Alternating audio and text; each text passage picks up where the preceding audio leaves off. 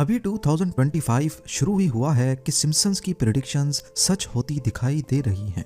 Los Angeles में लगी जंगली आग जिसने हजारों एकड़ जमीन पर अपना खौफ जमाए रखा और घरों के घर तबाह कर दिए। इस किस्म का एक सीन आज से 9 साल पहले 25 सितंबर 2016 को सिम्पसन पहले ही दिखा चुका है। एक अमेरिकन टाउन जहां पर किसी वजह से आग लगी और पूरा शहर राख और धुएं में बदल गया। आग बुझने के बाद लॉस एंजलिस काउंटी की जो एरियल फोटोज आ रही हैं वो हैरत अंगेज तौर पे सिम्पसन्स के सीन से काफी मिलती जुलती हैं। लेकिन आखिर इसमें कितनी हकीकत है? सिम्पसन्स का कई साल पहले ही फ्यूचर को प्रिडिक्ट करने के पीछे आखिर क्या राज है? ये फोटो आपने कई बार पहले भी देखी होगी, जिसमें 2017 में Donald Trump Saudi king Salman और इजिप्शियन प्रेसिडेंट के साथ मिलकर एक लाइट ग्लोब पर हाथ रख रहे हैं। वैसे तो ये फोटो अपने आप में ही एक पहेली है, पर ना समझ आने वाली बात यह है कि सिम्पसन्स ने यही सीन 2002 में कैसे प्रिडिक्ट किया। क्या है इसकी असल हकीकत? क्या वाकई ये सच है कि पावरफुल लोगों ने सब कुछ पहले से प्लान किया हुआ है? और 2025 के लिए लॉस एंजलिस वाइल्ड फायर के अलावा सिम्पसन्स की कौन सी प्रेडिक्शंस सच होने के चांसेस मौजूद हैं? नाजरीन, द सिम्पसन्स एक लेजेंडरी एनिमेटेड सिटकॉम सीरीज है जिसका पहला एपिसोड तब ब्रॉडकास्ट हुआ था जब हम में से अक्सर लोग पैदा भी नहीं हुए थे, 17 दिसंबर 1989। तब से लेकर इसके 700 से ज्यादा एपिसोड्स रिलीज हो चुके हैं और अब ये कार्टून और ड्रामा दोनों कैटेगरीज में हिस्ट्री का सबसे लंबा चलने वाला स्क्रिप्टेड शो बन चुका है। ये कार्टून पहले तो सिर्फ बच्चों में काफी पॉपुलर था, लेकिन अब इसकी ऑडियंस की कोई एज लिमिट नहीं है और उसकी सबसे बड़ी वजह इसमें दिखाए जाने वाले ऐसे इवेंट्स हैं जो कई सालों के बाद असल दुनिया में सच्चे साबित हुए। पास्ट में सिम्पसन्स की जो प्रेडिक्शंस सच्ची साबित हुई हैं उसकी एक बहुत बड़ी लिस्ट मौजूद है।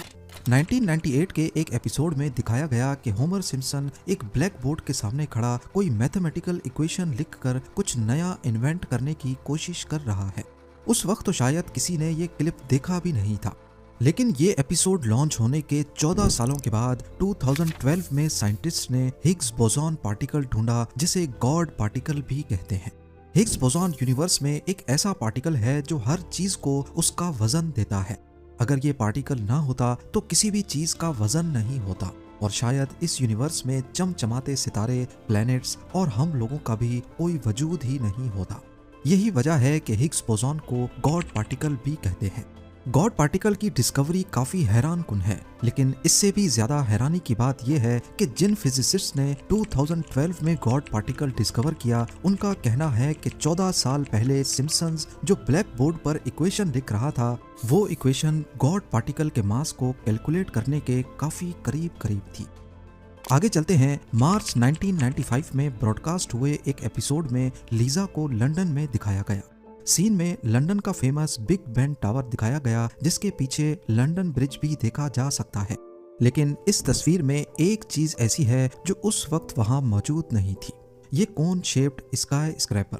पर सिम्पसन्स को कैसे मालूम पड़ा कि ठीक 17 सालों के बाद ठीक इसी जगह पर बिल्कुल इसी शेप का स्काई स्क्रैपर बनाया जाएगा जिसे आज द शार्ड कहते हैं।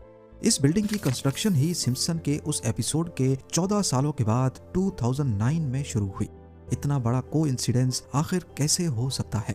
चले मान भी लिया जाए कि ये महज सिर्फ एक इत्तेफाक था, तो क्या ये भी इत्तेफाक है? 1998 के एक एपिसोड में 20th सेंचुरी फॉक्स का लोगो दिखाया गया। इस लोगो में कोई खास बात नहीं है, पर अगर इसके नीचे देखा जाए तो इसमें लिखा है डिवीजन ऑफ वॉल्ट डिज्नी को, जबकि उस वक्त 20th century Fox studio Walt Disney का नहीं था। ये एपिसोड पब्लिश होने के 21 सालों के बाद वॉल्ट डिज्नी ने वाकई में 21st और 20th सेंचुरी फॉक्स स्टूडियो खरीद लिया। ईयर 2000 में सिम्पसन के episode Back to the Future में दिखाया गया कि लीजा यूनाइटेड स्टेट्स की प्रेसिडेंट बन गई है और उसको बहुत कम बजट मिला है। मीटिंग में लीजा कहती है कि ये सब पिछले यूएस प्रेसिडेंट की पॉलिसीज का नतीजा है, जिसमें उसने प्रेसिडेंट ट्रंप का नाम लेकर उनको कसूरवार ठहराया। यहाँ सवाल ये है कि जिस वक्त ये एपिसोड रिलीज हुआ उस वक्त ट्रंप एक जाने माने बिजनेसमैन तो थे, पर उनका प्रेसिडेंट बनने का दूर दूर तक कोई चांस नहीं था। एपिसोड का ये क्लिप तब वायरल हुआ जब 16 सालों के बाद 2016 में ट्रंप पहली बार अमेरिका के प्रेसिडेंट बने। एक दूसरे सीन में सिम्पसन्स ने ट्रंप को एस्केलेटर से उतरते हुए दिखाया और ठीक यही सीन 2015 में रिपीट हुआ, जब वो ट्रंप टावर के एस्केलेटर से नीचे उतरकर मीडिया को अपनी कैंडिडेसी की खबर दे रहे थे। 1998 के एक सिम्पसन एपिसोड में सीन था जिसमें लीजा एक लिस्ट दिखाती है जिन लोगों के बारे में उसका कहना था कि वो फ्यूचर में नोबेल प्राइज जीतेंगे। अगर इस लिस्ट को गौर से देखा जाए तो इसमें एक नाम है बेंट आर आर्मस्ट्रॉन्ग। हैरानी की बात यह है कि ये एपिसोड 1998 में रिलीज हुआ, लेकिन 2016 में बेंट आर आर्मस्ट्रॉन्ग को असल में नोबेल प्राइज मिला। ये सिम्पसन्स की वो प्रेडिक्शंस थी जिनकी वजह से इस एनिमेटेड सीरीज को बहुत ज्यादा फेम मिला। लोग ये देखकर हैरान होते हैं कि कई साल पहले भी सिम्पसन्स इतना एक्यूरेटली आने वाले वक्त को कैसे प्रिडिक्ट करता है। जो सवाल आपके जहन में आ रहे हैं वही मेरे जहन में भी हैं, पर इनके जवाबात पर रोशनी डालने से पहले देखते हैं कि सिम्पसन्स की कौन सी प्रेडिक्शंस हैं जिनका 2025 में पूरा होने का बहुत ज्यादा चांस है। लॉस एंजलिस में वाइल्ड फायर की प्रेडिक्शन तो आप वीडियो की शुरुआत में ही देख चुके हैं। हमारी लिस्ट की दूसरी प्रेडिक्शन सिम्पसन्स के उस एपिसोड से है जो 19 मार्च 1995 को ब्रॉडकास्ट हुआ। इस एपिसोड में लीजा लंदन जाती है और वहां के मशहूर जमाना बिग बेन टावर पर लगी एनालॉग क्लॉक की जगह एक डिजिटल क्लॉक लगी हुई देखी गई। देखा जाए तो बिग बेन की घड़ी को हमेशा हमेशा के लिए डिजिटल कर देना शायद मुमकिन नहीं हो, पर यह इम्पॉसिबल भी नहीं है। अगर कभी आर्जी तौर पे ऐसा किया जाए तो ये हिस्ट्री में बहुत इम्पोर्टेंट दिन होगा। आपको यहाँ बताते चलें कि 2022 में बिग बेन टावर पर रेनोवेशंस का काम हुआ था और इस दौरान ऐसा सोचा जरूर गया था कि यूके में किसी स्पेशल इवेंट के मौके पर अगर टावर की क्लॉक को थोड़ी देर के लिए डिजिटल किया जाए तो ये हिस्ट्री में एक अहम मोड़ होगा। अब क्या ये 2025 का ही साल होगा जब इस टावर पर डिजिटल क्लॉक लगाई जाएगी? ये तो आने वाला वक्त ही बताएगा। हमारी लिस्ट की अगली प्रेडिक्शन है यूएसए की फीमेल प्रेसिडेंट। अमेरिका की हिस्ट्री में कभी भी फीमेल प्रेसिडेंट नहीं आई और इसी को लेकर सिम्पसन्स ने प्रेडिक्ट किया है कि अमेरिका में फीमेल प्रेसिडेंट आएगी। 2016 में हिलरी क्लिंटन ने इलेक्शन में हिस्सा लिया था, लेकिन वो कामयाब नहीं हुई और अब 2024 में कमाला हैरिस ने भी अपनी किस्मत आजमा कर देख ली। पर अब डोनाल्ड ट्रंप दोबारा से इलेक्शन जीत चुके हैं और 20 जनवरी 2025 को ऑफिस ज्वाइन करेंगे। तो फिर 2025 में फीमेल प्रेसिडेंट का चांस कैसे बनता है? ये आइडिया फ्लोट हुआ था सिम्पसन्स के ही एक दूसरे सीन में, जब एक छोटे से बैज पर इवांका 2028 लिखा हुआ था। हो सकता है डोनाल्ड ट्रंप की बेटी इवांका 2028 के इलेक्शन में कॉन्टेस्ट करने की अनाउंसमेंट इसी साल 2025 में करें, लेकिन फिलहाल वो अमेरिकन पॉलिटिक्स का हिस्सा नहीं है। आगे चलते हैं सिम्पसन्स की अगली प्रेडिक्शन जो शायद 2025 में पूरी हो सके। 2010 के एक एपिसोड द फूल मोंटी में दिखाया गया कि मिस्टर बर्न्स ने दिमाग को कंट्रोल करने की एक डिवाइस बनाई है ताकि लोगों के माइंड को उनकी मर्जी के खिलाफ चलाया जा सके। और अब आपको बताते चलें कि दुनिया के जाने माने बिलियनियर इलॉन मस्क, जिनको आप सिर्फ टेस्ला, स्पेस एक्स और स्टारलिंक जैसी कंपनीज के मालिक के तौर पे जानते हैं, उनकी एक और कंपनी न्यूरालिंक के नाम से भी है और ये कंपनी पिछले कई सालों से एक ऐसी डिवाइस पर काम कर रही है जो इंसान के दिमाग को कंप्यूटर से कनेक्ट करेगी। फिलहाल इसका काम सिर्फ पैरालिसिस, अल्जाइमर्स और एपिलेप्सी जैसी बीमारियों को कंट्रोल करना होगा। 2025 में इस डिवाइस के प्रोटोटाइप को दुनिया के सामने लाने का प्लान मौजूद है। 23 फरवरी 2020 में सिम्पसन्स के एक एपिसोड में प्रोफेसर फ्रिंक ने अपना क्रिप्टो कॉइन बनाया जिसका नाम फ्रिंक कॉइन रखा गया। इसके बाद प्रोफेसर फ्रिंक स्प्रिंगफील्ड, जो इस एनिमेटेड सीरीज में एक ख्याली टाउन है, उसका अमीर तरीन इंसान बन जाता है। इस एपिसोड में मज़ाहिया अंदाज में क्रिप्टो करेंसी से दौलत बनाने और डिजिटल एसेट्स की इम्पोर्टेंस दिखाई गई है। सिम्पसन्स के एक और एपिसोड में भी क्रिप्टो करेंसी को ट्रेडिशनल करेंसी रिप्लेस करते दिखाया गया है। क्रिप्टो करेंसी एक्सपर्ट्स का कहना है कि शायद 2025 ही वो साल होगा, क्योंकि डोनाल्ड ट्रंप ने इलेक्शन से पहले वादा किया था कि वो अमेरिका को दुनिया का क्रिप्टो कैपिटल बनाएंगे और अब वो जल्द ही ऑफिस ज्वाइन करने वाले हैं।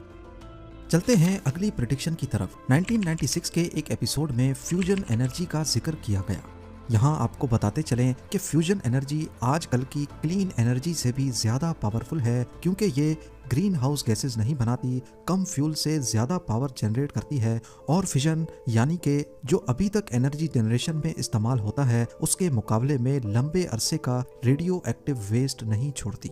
2 साल पहले कैलिफोर्निया की एक लैब ने कामयाबी से फ्यूजन रिएक्शन करके दिखाया, जिसका 1996 में सिम्पसन्स ने इशारा दिया था, और हो सकता है 2025 में इसका कोई प्रोटोटाइप भी दुनिया के सामने लाया जाए। अगर ऐसा हो गया तो बिजली बनाने में ये हाइड्रो पावर, विंड टरबाइन और सोलर से भी ज्यादा सस्ता पड़ेगा और इसका माहौल पर भी कोई नुकसान नहीं है। अब सिम्पसन्स की प्रिडिक्शन करने के राज पर आने से पहले एक आखिरी प्रिडिक्शन देखते हैं जो शायद 2025 में पूरी हो सके। 1995 के एक एपिसोड में लीजा ने होलोग्राफिक फोन का इस्तेमाल किया, जिसमें फोन की दूसरी तरफ वाला शख्स 3D प्रोजेक्शन में उसके सामने आ गया। मेटा और माइक्रोसॉफ्ट जैसी कंपनीज 3D वीडियो कॉल्स में पहले से काम कर रही हैं और हो सकता है 2025 में ये चीज लॉन्च हो जाए। 30 साल पहले सिम्पसन्स ने तो इस टेक्नोलॉजी को मजाक के तौर पे दिखाया था, लेकिन अब ऑगमेंटेड रियलिटी और होलोग्राफ में रिसर्च के बाद हो सकता है हम 2025 में वीडियो कॉल्स के बजाय 3D कॉल्स देखें। जहां सिम्पसन्स की कई प्रेडिक्शंस वाकई में सच्ची साबित हुई हैं, वहीं जब ये एनिमेटेड सीरीज काफी फेमस हो गई तो लोगों ने अटेंशन पाने के लिए इसके कुछ सीन्स को जानबूझकर कॉपी भी किया। मिसाल के तौर पे 2012 के एक एपिसोड में दिखाया गया कि लेडी गागा एक कॉन्सर्ट में सिल्वर ड्रेस पहनकर हवा में लटक कर परफॉर्मेंस दे रही हैं, और फिर 2017 में यही परफॉर्मेंस असल में भी लेडी गागा ने करके दिखाई। इसी तरह माइली साइरस ने सिम्पसन्स के रैकिंग बॉल सीन को हूबहू कॉपी करके दिखाया, जो असल में 1994 में रिलीज हुआ था। ऐसे ही मीडिया अटेंशन पाने के लिए काफी कुछ जानबूझकर भी किया गया है। पर अभी कहानी का दूसरा रुख देखना बाकी है। कई बार ऐसा भी हो चुका है कि रियल इवेंट्स होने के बाद सिम्पसन्स ने उसका कार्टून बनाया और फिर सोशल मीडिया पर ऐसा दिखाया गया कि जैसे ये सालों पुरानी प्रेडिक्शन थी।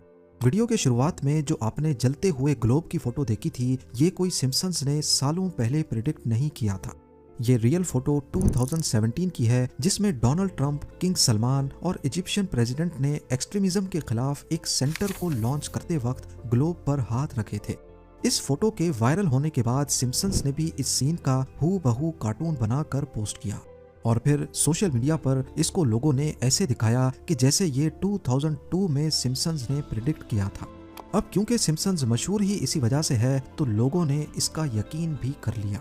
इसी तरह डोनाल्ड ट्रंप का एस्केलेटर से नीचे उतरने वाला सीन भी सिम्पसन्स ने हकीकत में ऐसा होने के बाद बनाकर पोस्ट किया।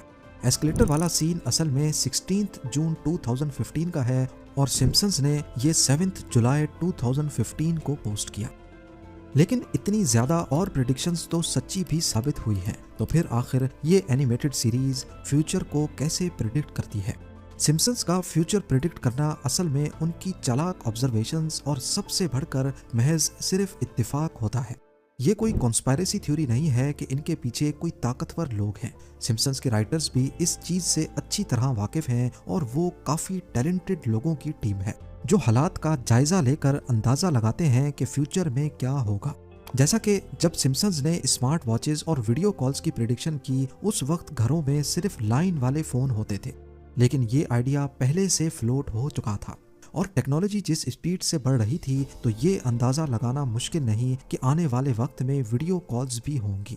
जैसे आज हम सबको मालूम है कि ग्लोबल वार्मिंग की वजह से एक दिन तमाम ग्लेशियर्स पिघल जाएंगे, तो अगर आज सिम्पसन्स ऐसी कोई प्रेडिक्शन कर दे और आने वाले 10-20 सालों में कोई बड़ा ग्लेशियर मेल्ट हो जाए तो सब यही कहेंगे कि सिम्पसन्स ने प्रेडिक्ट किया था। इसके अलावा सिम्पसन्स के राइटर्स ट्रेंड्स, टेक्नोलॉजी और पॉलिटिक्स को बहुत बारीकी से फॉलो करते हैं और इन ट्रेंड्स को बढ़ा चढ़ा कर शो में दिखाते हैं। और हमें ये बात भी भूलनी नहीं चाहिए कि सिम्पसन्स के 700 से ज्यादा एपिसोड्स रिलीज हो चुके हैं। इनमें अनगिनत आइडियाज और लातादाद सीन्स हैं। इतने ज्यादा सीन्स में से अगर 10-15 सीन्स फ्यूचर के किसी इवेंट से मैच हो जाएं तो ये कोई बड़ी बात नहीं। ईयर 2000 में डोनाल्ड ट्रंप को प्रेसिडेंट दिखाना भी सिर्फ एक इत्तेफाक था। उस वक्त डोनाल्ड ट्रंप नए नए पॉलिटिक्स में आए थे तो सिम्पसन्स ने मजाक के तौर पे उनको प्रेसिडेंट दिखा दिया। इसी तरह देखा जाए तो 1995 के एपिसोड में बिग बेन टावर के पीछे जो कोन शेप की बिल्डिंग दिखाई गई थी, इसके पीछे भी सिम्पसन्स की बड़ी चालाक ऑब्जर्वेशंस थी। जिस जगह ये बिल्डिंग द शार्ड खड़ी है, वहां पर पहले एक और टावर था जिसे साउथ वाक टावर्स कहा जाता था। 1990 में ये बिल्डिंग आउटडेटेड हो गई थी और इसको गिराकर यहाँ कोई आइकॉनिक बिल्डिंग खड़ी करने का इरादा किया गया और ये खबर न्यूज़पेपर्स में भी शाया हुई। अब सिम्पसन्स के राइटर्स को ये तो मालूम था कि इसी लोकेशन पे फ्यूचर में कोई आइकॉनिक बिल्डिंग बनेगी और उस वक्त कोन शेप के डिजाइन बहुत फ्यूचरिस्टिक लगते थे, लिहाजा उन्होंने उसका कार्टून बना दिया जो बाद में असल बिल्डिंग के साथ भी मैच कर गया। असल में ये प्रिडिक्शन नहीं थी, बल्कि ये सिर्फ एक कोइंसिडेंस था।